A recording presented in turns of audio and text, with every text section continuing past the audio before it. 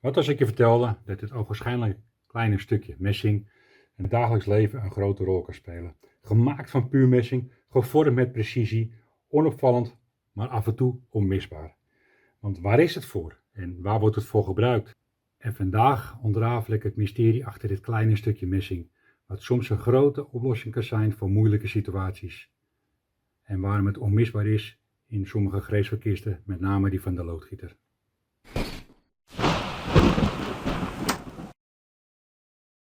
Dit herkennen we wel. Buis 15, een knelsok naar buis 15. Maar wat als we nou naar een maat kleiner willen, naar 12 bijvoorbeeld. Dan hebben we hier een maat 12 en die past er natuurlijk niet in. Natuurlijk heb je daar knelverloop voor, die van 15 direct naar 12 gaan. Maar die heb je niet altijd bij je. Knelverlopen zijn minder gangbaar als de rechte verlopen 15, 15, 12, 12. Daarom hebben heel veel loodgieters dit kleine dingetje in hun gereedsverkist. Waar is dit voor?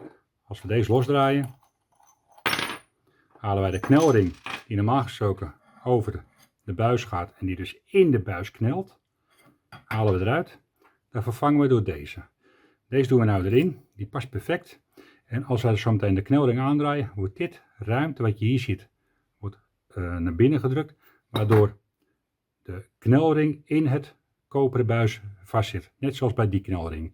Dus als we die eromheen draaien, deze draaien we rustiger in. En als we nou deze met een tang of met sleutels aandraaien, zit hij gewoon helemaal waterdicht en kan hij gewoon gebruikt worden. Zo kun je dus door middel van het verloopje 15-12 heel makkelijk van buis 15, door middel van gewoon een 15-15 of een 15-15 T-stuk sok of bocht naar 12 mm gaan. En daarom kan dit hele kleine dingetje af en toe een heel groot probleem oplossen.